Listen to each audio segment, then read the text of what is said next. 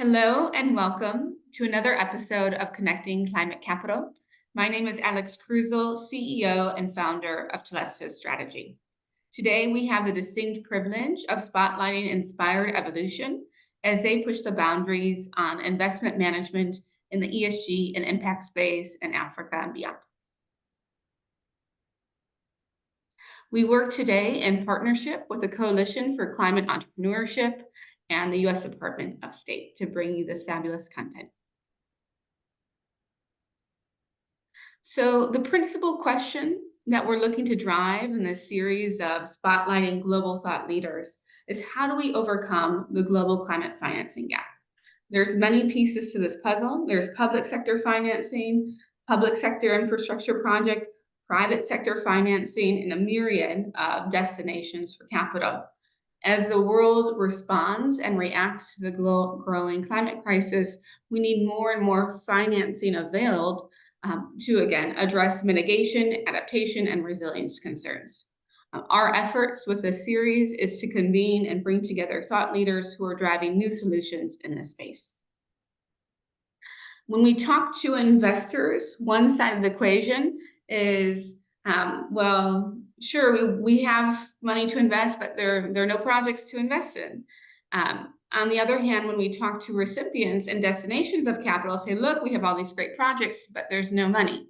What we're trying to do in this ecosystem is build the connective tissue that we're seeing to help link and facilitate interactions between investors and the destination of those of funds. Today, we'll be spotlighting from the investor side of the house, and so we're excited to dig into some of these questions in terms of, again, how do they identify these new and sort of interesting opportunities that meet not only financial objectives, but those related to climate and ESG. We're also interested in terms of new opportunities to mitigate risks that we know is especially pertinent managing a regional or global portfolio. So much more to come. Quickly about Telesto, there's 4 things we really work on and focus in terms of our broader vision to help regenerate the planet. When it comes to embedding climate, sustainability, and ESG in a strategy, first we think about setting a direction for the entity, and whether it's around ESG or climate, how do we build that fundamentally into the organization as opposed to an ad hoc or Band-Aid type of solution. The spotlight for today's conversation is how do we finance the transition? How do we make all this possible, especially with the flow of private capital into the equation? We also assist our partners in delivering on their obligations and commitments, whether it's around net zero, decarb, climate risk mitigation, and many others. And then we help our partners in tracking their progress. We can't improve what we can't measure, and we believe that the global goals that we're all committed to require the cogency and comprehensiveness of good data and data management. So that as a brief background, I'd like to hand it over to my colleague, Andrew Allisbury, who's a managing director here at Telesto Strategy. He'll be guiding the conversation today. Over to you, Andrew. Thanks, Alex. Today, we're very fortunate to be joined by Marike Fourie, who is the head of ESG and Impact at Inspired Evolution, where she is responsible for the implementation, management of the company's environmental and social management system across all its funds under their management. She works closely with the deal and investment teams to manage potential ESG risks through the implementation of various different E&S policies and procedures. And she also liaises with development finance institutions and international investors to ensure projects are aligned with international standards and best practice guidelines.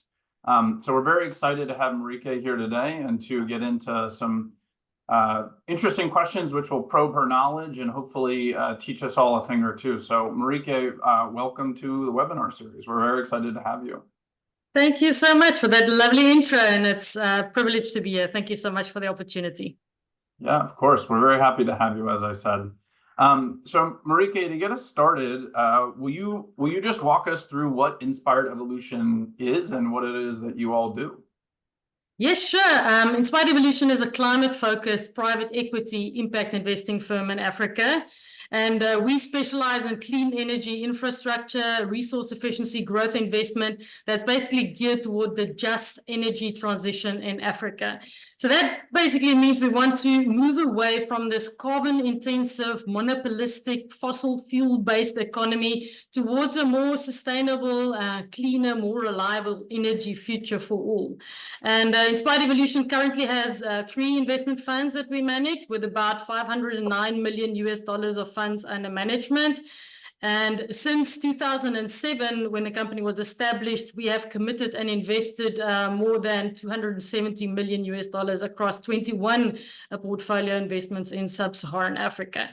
We are a small team, about 20 full-time employees, and we are scattered all over Africa. And that's also one of the lovely things about being African and working in Africa.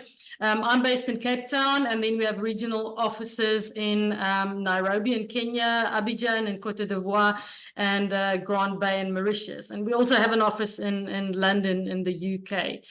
Yeah, and that's a quick overview of Inspired Evolution and what we do. So we'll definitely get into more of the details about what it is that all the great work that you all are doing. Before getting there, though, just quickly, love to understand how you came to work at Inspired Evolution in the first place. Yeah, so that's a long story. I'll try to keep it short, but it started about 20 years ago when I completed my studies in sustainable development. I worked as an environmental consultant for a firm in Randburg in South Africa. And then as an environmental consultant, I traveled across Africa and I learned so much, especially in the mining sector, where I focused on gold mines in West Africa and coal mines in Southern Africa, as well as a diamond mine in Sierra Leone. And I mean, I've just worked and met some wonderful people across these geographies. So after about 7 years as an environmental consultant, I entered the big corporate world. I joined the credit risk department in the corporate and investment banking division of one of South Africa's biggest banks. And that was just a great time for learning and growing and development. And in 2017, I moved down to Cape Town in the Western Cape province of South Africa. I started looking for new challenges, and I was looking for a company really with a purpose, one that was focused on sustainability and one that serves South Africa's extraordinary people.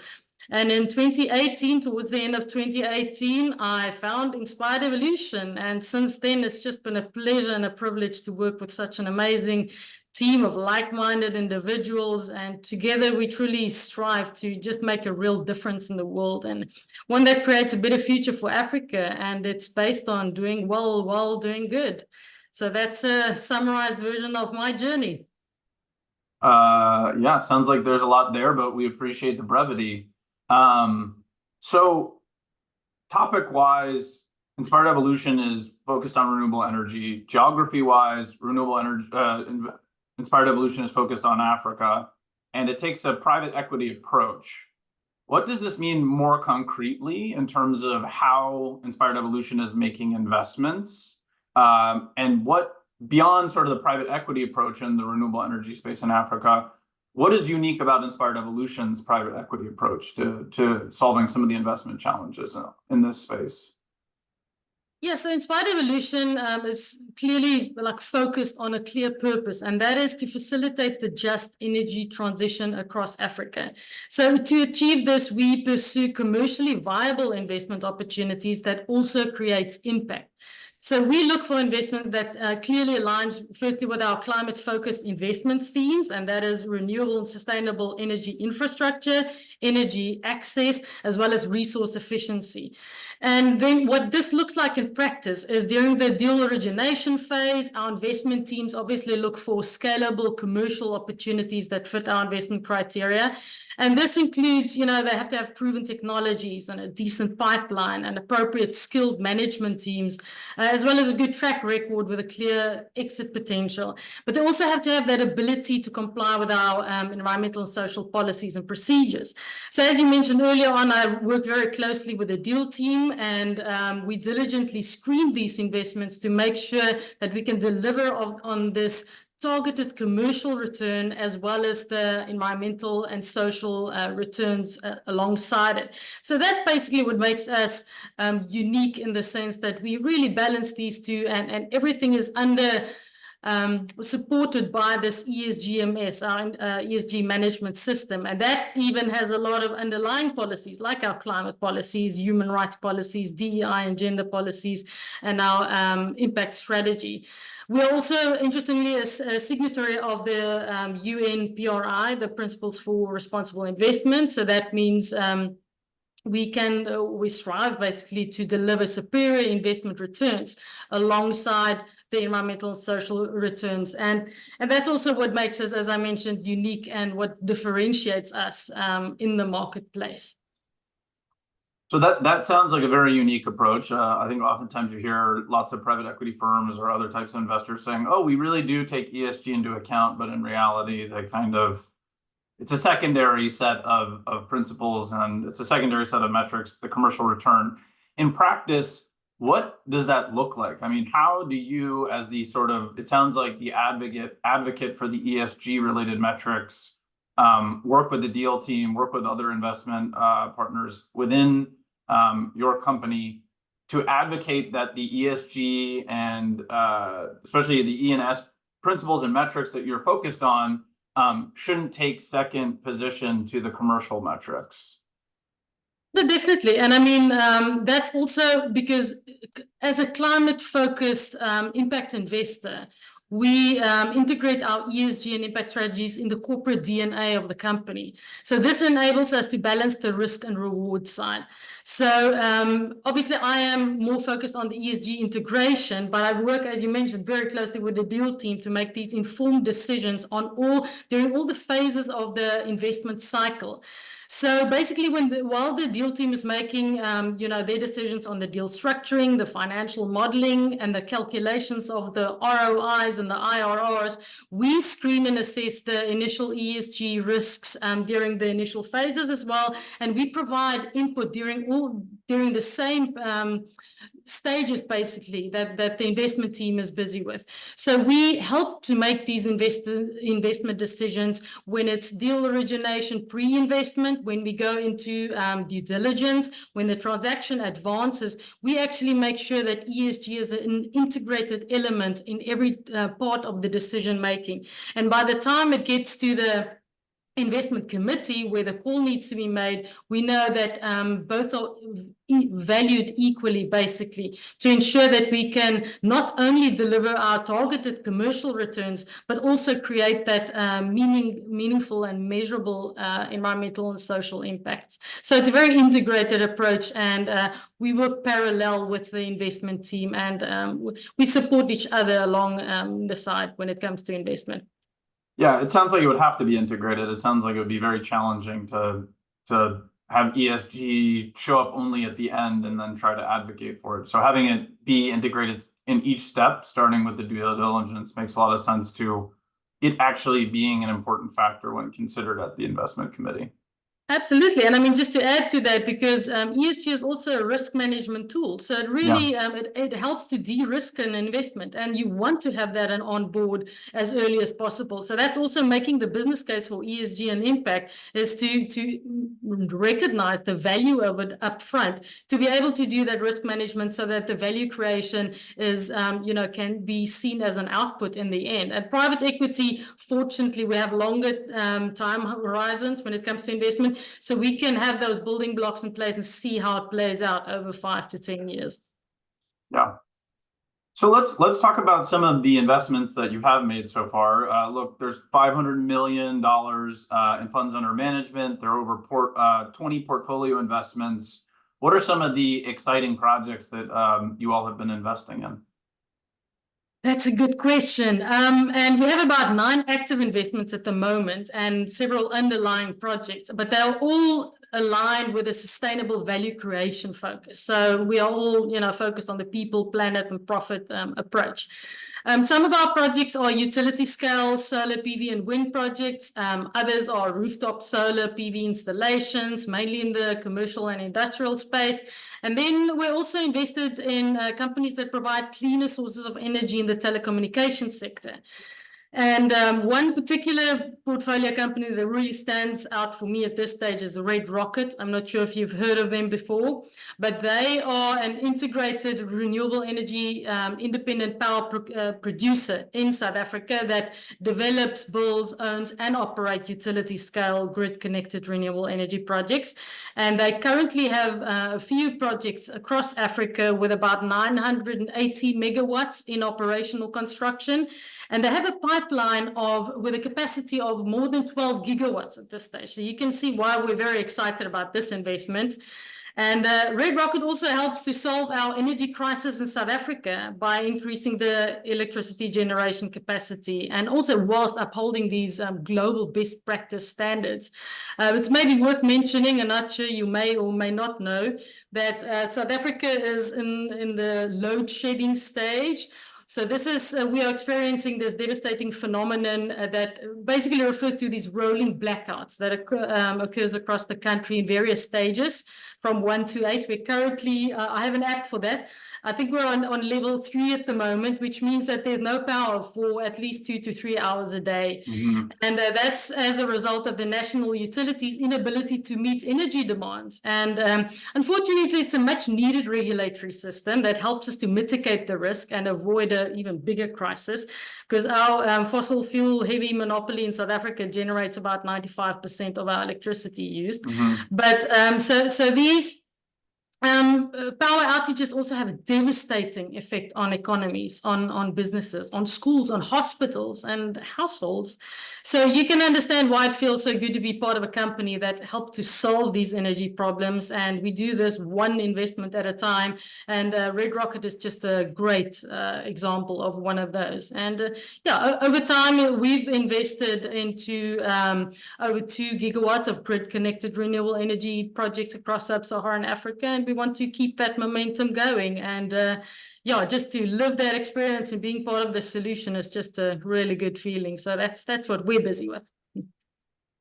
And through all these investments that you made, and also those that you've been are exploring currently, what are some of the more encouraging or innovative or interesting renewable energy technologies that you're starting to see percolate and pop up on the continent? So across, I mean, all renewable energy projects and technologies at this stage, especially for potential investments in Africa, are very exciting. So, I mean, the just energy transition in Africa is a big focus at the moment.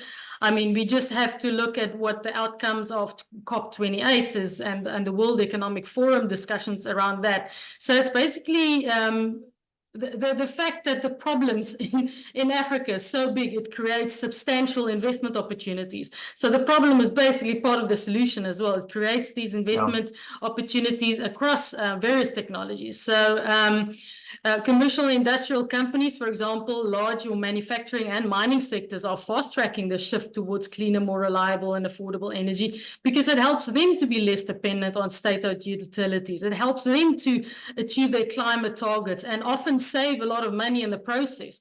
So there's a big demand for that as well. So anything in the renewable energy space, the tech as well, and hydrogen is also a big one, and the emerging markets are moving towards a more transparent and competitive business model. So also the companies are implementing more policies to support this.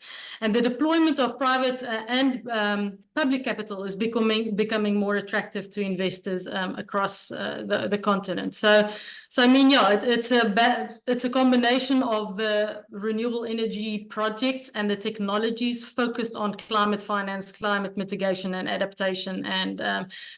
And some of them are still in the development phase and some of them are, shovel ready to go. So I think because the need is so big, there's definitely investment opportunities and demand as well. Yeah.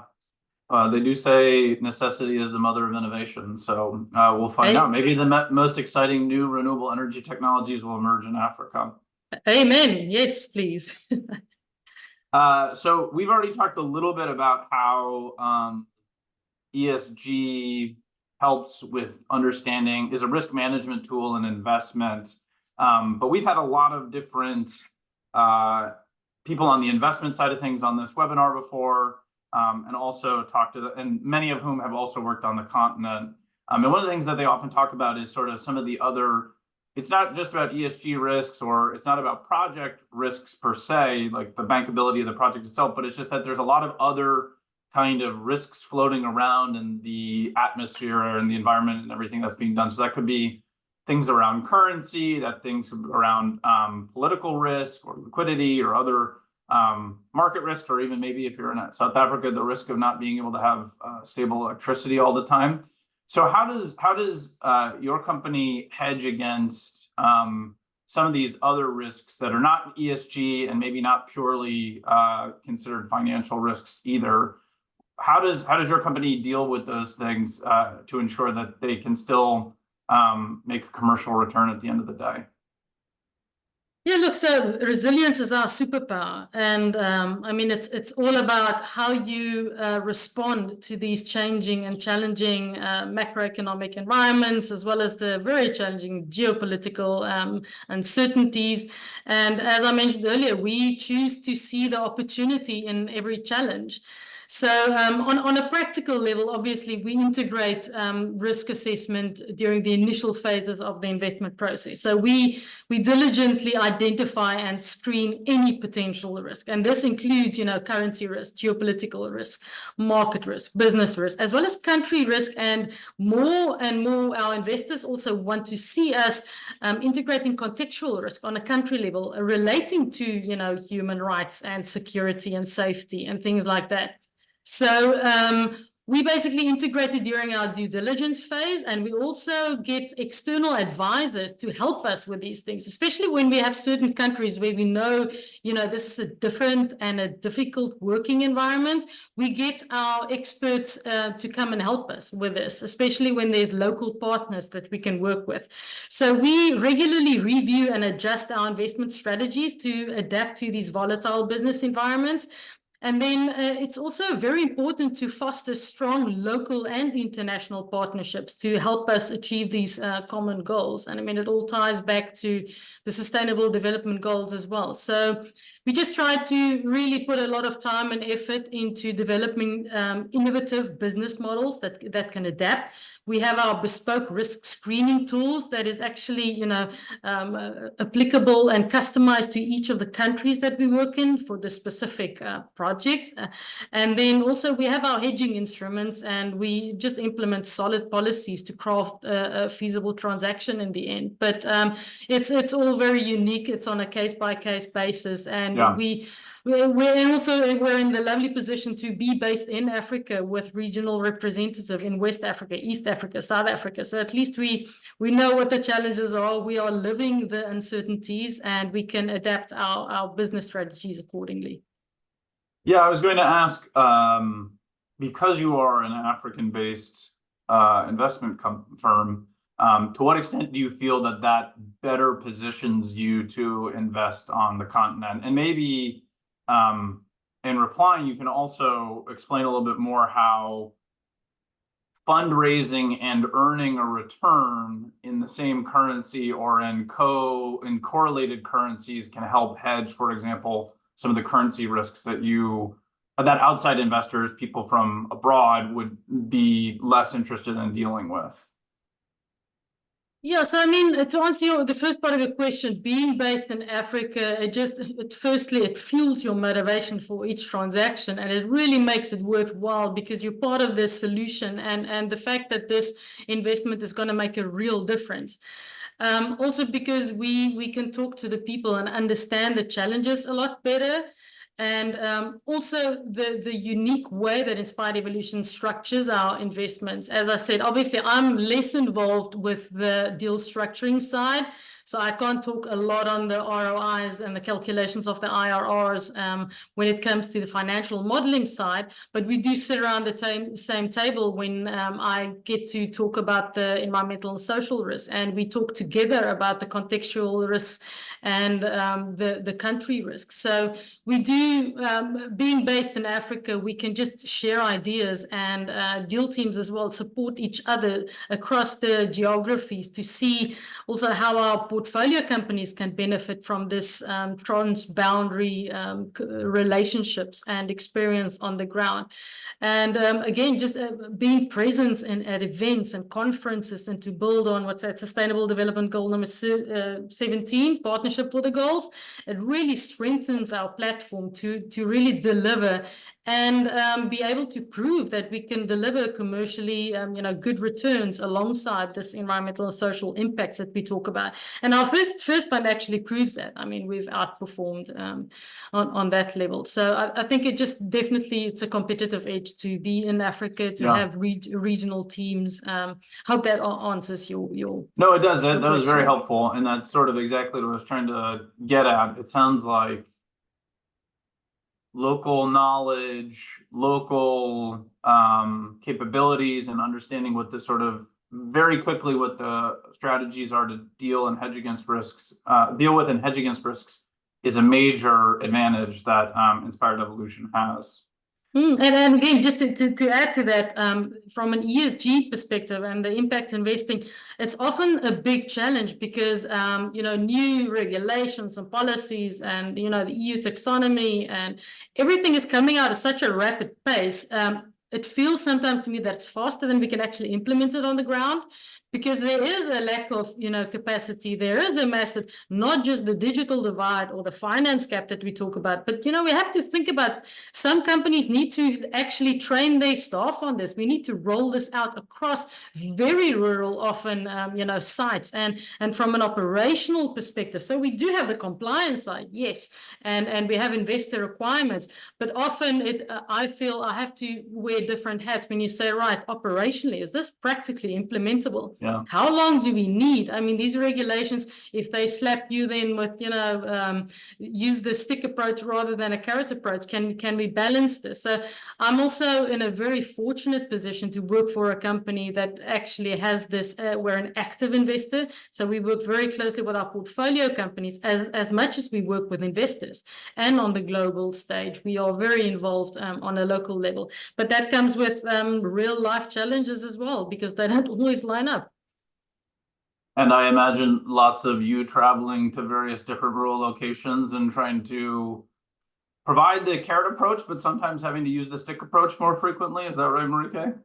Yes, that's fun part, is traveling and meeting new people and eating interesting local cuisine. But yes, no, that's all part of fun and games. And it's also about, and that's how important, culture and language understanding is as well, because you don't just barge in and try to teach people your way. It's about understanding what works for you. How can we help? How can we support you? It's about serving the portfolio companies to make sure we bring out the best in them as well. As much as investors provide the climate capital, we also need to provide the time and the resources and the efforts when it comes to implementation. And that's the real valuable part. And that's why the whole travel restriction was a nightmare for me. I still have a backlog of a few site visits that I have to do, but not traveling and being able to, our managing partner always calls it kicking the tires, but to be on site and to see what's happening, it's very difficult if you can't be close to the area of operation. But yeah, to me, that's part of the joys of the work. So I wanna pivot towards a little bit more forward-looking. Inspired Evolution, obviously a really active player in the impact investing space. Based on your experience prior to Inspired Evolution, but certainly since you joined Inspired Evolution, where do you see the field of impact investing going in the next few years, up to even 5 years out? And also, maybe more specifically, impact investing in the renewable energy space and with respect to financing the just energy transition. Yes, yeah. So impact investing and the ESG management side of it has obviously developed over the years. And I think in the next at least 2 to 3 years, the terminologies and the methodologies around ESG and impact investing will continue to mature. I think there's already joyfully, there's already a shift towards better understanding of what it is and what it isn't. I mean, from our perspective, it's not an asset class, it's not a marketing tool, and it's been used and abused so much that I think a lot of people have a misunderstanding of what it is. But there's definitely a move towards better regulation, better structuring, better leadership in this space. So I think ESG is going to make a comeback. I know, especially in America, actually, there's been a lot of, it's been politicized, and I don't want to name states or names, but I mean, some of them actually have policies that goes against ESG. You're not allowed to use the term anymore. And that's a sad evolution right there. But also we have to acknowledge the fact that it's becoming more formalized, and I understand why sometimes you have to, set boundaries to avoid people abusing the term. So I understand why those tough decisions need to be made sometimes.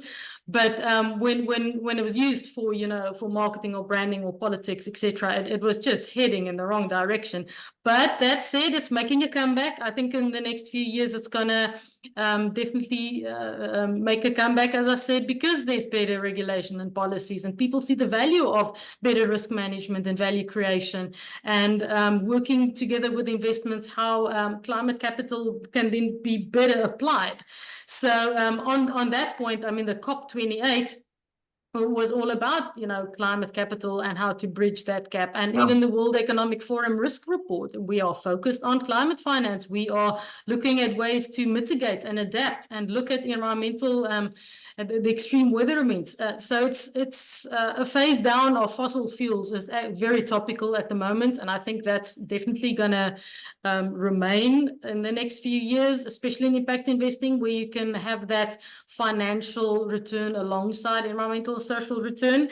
But that said, we have to also acknowledge that it's a transition. So the transition part of it means that we'll probably still see reliance on a bit of fossil fuels, oil, gas, and coal in South Africa. So we can't ignore the fact that that's going to be with us for a while still.